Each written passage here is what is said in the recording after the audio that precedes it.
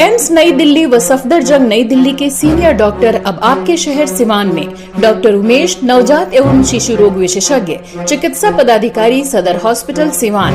Doctor Umesh जो आपके बच्चों का कर रहे कुशल व बेहतरीन इलाज।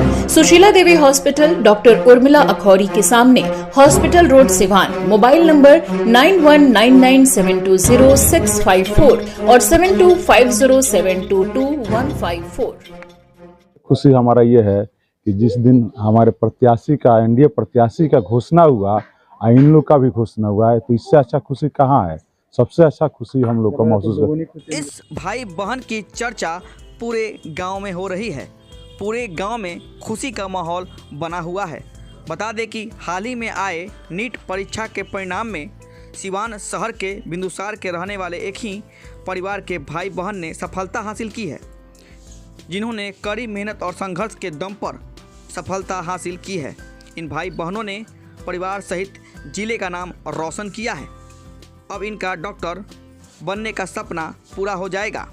इस सफलता पर बिंदुसार के मुखिया पति सुभाष सिंह और परिवार के लोगों ने दोनों को माला पहनाकर सम्मानित किया, वहीं मिठाई खिलाकर खुशी जताई है और इनके उज्जवल भविष्य की कामना की है। संजय कुशवाहा के पुत्र राजकुमार मौर्य ने 668 अंक और पुत्री निशु कुमारी ने 690 अंक प्राप्त कर नीट एग्ज़ाम क्लियर करने वाले भाई बहन के पिता संजय कुशवाहा एक बिजनेसमैन हैं और मां हाउसवाइफ है।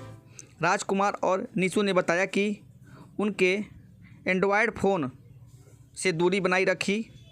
सफलता के पीछे यह भी राज है। सफलता का कोई शॉर्टकट नहीं है। कड़ी मेहनत और प्रयासों से इन्होंने यह सफलता हासिल की है। इस एग्ज़ाम को क्लियर करने के लिए इन्होंने 7 से 8 घंटे पढ़ाई की है और तनाव मुक्त रहने के लिए अपने बाकी बचे समय में स्टडी के साथ अन्य काम किया है।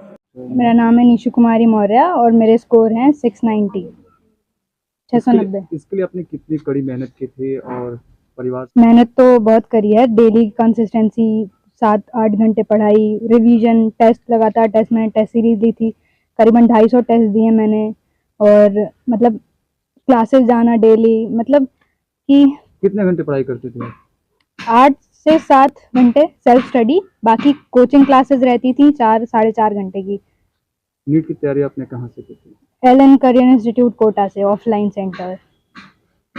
बहुत सारे बच्चे ऐसे भी हैं जो अभी सोचते हैं कि उनके लिए है कि बाहर जाना इतना भी टफ नहीं होता है। हाँ, परिवार की याद आती है, बहुत सारी चीज़ें हम लोग मिस करते हैं, फेस्टिवल्स नहीं मना पाते बहुत सारी, लेकिन एक ये है कि अगर आपको सेल्फ कॉन्फिडेंस है और आप ज़रा डिसिप्लिन मेंटेन करते हैं तो आप कर सकते हैं।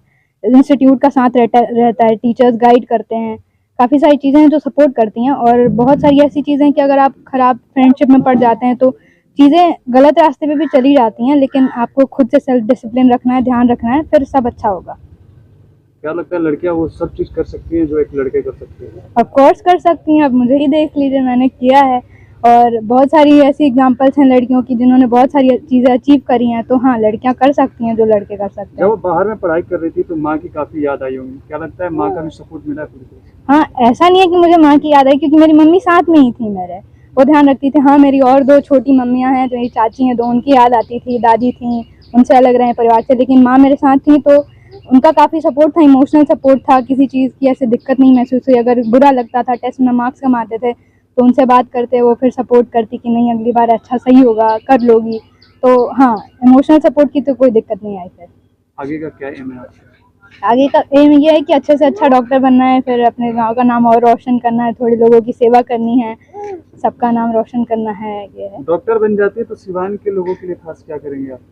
खास यहाँ पे I will make a hospital और फिर आगे अभी ज़्यादा कुछ मुझे पता नहीं है इस फील्ड में, और नॉलेज लूँगी और फिर आगे अच्छे से अच्छा डिसीजन लेके कुछ ना कुछ करूँगी। मेरा नाम राज मौर्य है। मेरे नीट में 668 मार्क्स हैं। किस तरह से आपने मेहनत की थी पूरे एग्जाम?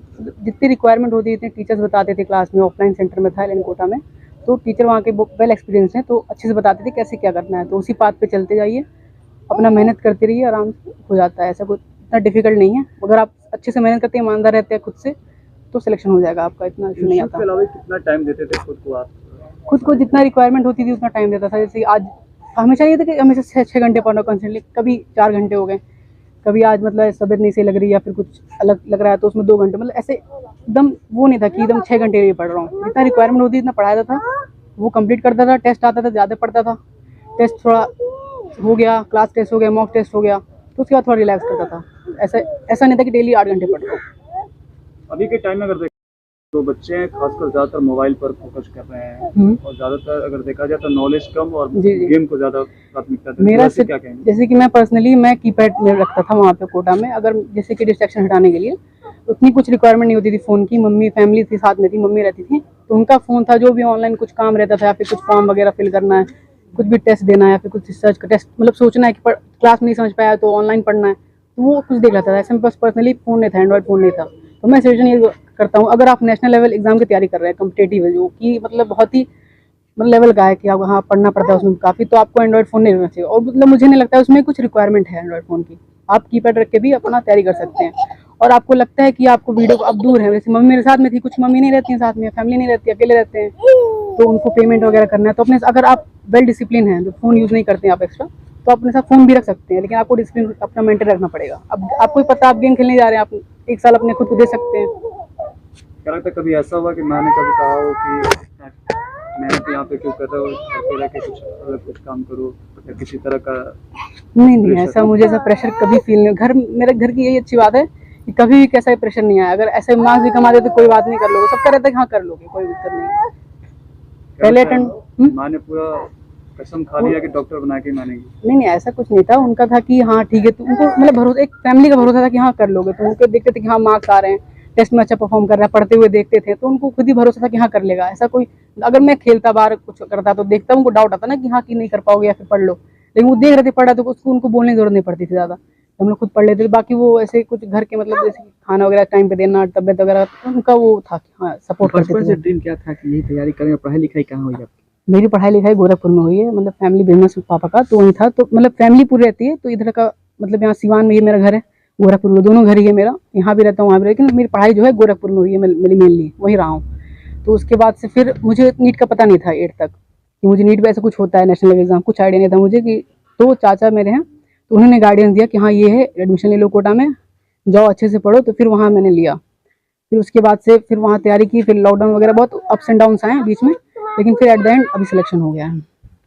एट द एंड अच्छा ही होता आपकी है। बहन ने भी इसमें बाजी मारी है, क्या लगता है इसका कितना सपोर्ट मिला? और भाई बहन में काफी झगड़े भी होते हैं, तो नहीं, क्या लगता है हमारे इसमें बीच में ऐसा ऐसे झगड़े नहीं होते थे। हमारा था कि टेस्ट में कभी उसके ज़्यादा आ रहे, कभी मेरे ज़्यादा, तो एक दूसरे को बस बताते थे, हाँ यहाँ गलती, एक दूसरे निकाल देते, बताते थे हाँ ऐसे करना, यहाँ ऐसे कर, किसी टॉपिक में वो अच्छी थी, किसी टॉपिक में अच्छा था, जिसमें मैं बुरा था वो मदद करती थी, जिसमें वो बुरी थी मैं मदद करता था, तो ऐसे सपोर्टिव थे हम लोग, साथ में ही लेके चले थे। क्या उम्मीद है कि आप दोनों भाई बहन मिलकर अब डॉक्टर बनकर समाज की सेवा करना चाहते हैं? ऑब्वियसली समाज की सेवा करनी चाहिए, मतलब अभी तो पहले अपना MBBS कोर्स कंप्लीट करना है, उसके बाद से देखते हैं कैसे, खासकर तो गांव से लगाव है ही, तो गांव के लोग हैं मेरे साथ, सबका सपोर्ट रहा है, सब आते हैं मिलते हैं, पता लगता है, अच्छा लगता है यहाँ रह के। तो जैसे कि मैं ज़्यादा लोग को जानता नहीं हूँ, मतलब रहा नहीं हूँ, मतलब निकलता भी नहीं हूँ, लेकिन सबका सपोर्ट रहता है, सब आते हैं मुझे देखते हैं कि हाँ ये इनका लड़का है, मेरे दादा हैं ठाकुर प्रसाद, ये मेरे दादा हैं, तो सब जानते हैं हाँ ठीक है, तो आते हैं मिलते हैं, अच्छा लगता है। तो गाँव के लिए भी करूँगा, ऐसा नहीं है नहीं करूँगा, बहुत अच्छा करूँगा। सबसे ज़्यादा सपोर्ट किसका रहा इस पढ़ाई में? सबसे ज़्यादा सपोर्ट ऐसे तो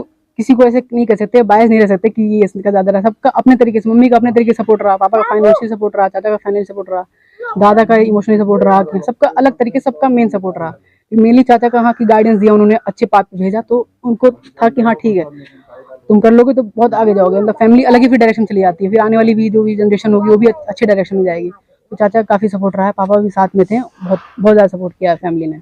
और क्या मैसेज देना चाहेंगे? बहुत खुशी है, पूरे गांव के लोग को खुशी है, उनके पूरे परिवार को खुशी है। और सबसे खुशी हमारा ये है कि जिस दिन हमारे प्रत्याशी का, एनडीए प्रत्याशी का घोषणा हुआ और इन लोग का भी घोषणा हुआ है, तो इससे अच्छा खुशी कहाँ है। सबसे अच्छा खुशी हम लोग को महसूस दोगुनी खुशी मिल गई। दोगुनी खुशी मिली है। और दोनों बच्चा ने इस गांव के, इस जिला का नाम रोशन किया है। और सबसे श्रेय उनके चाचा को जाता है कि उनके चाचा ने, अजय कुमार ने उनको गाइडलाइन दी है, और 9 से गाइडलाइन देने के बाद आज वो लोग यहाँ तक पहुँचे हैं। तो हमको लगता है कि आने वाले दिन में एक और हमारे बगल के भी बच्ची है ओम प्रकाश मौर्य का, वो भी 600 नंबर लाई है, घर से भी पढ़कर 600 नंबर लाई है। तो हमको लगता है कि आने वाले दिन में सभी बच्चा पढ़ने में आगे बढ़ रहा है। यही उनके भविष्य के उज्जवल के कामना करता हूँ।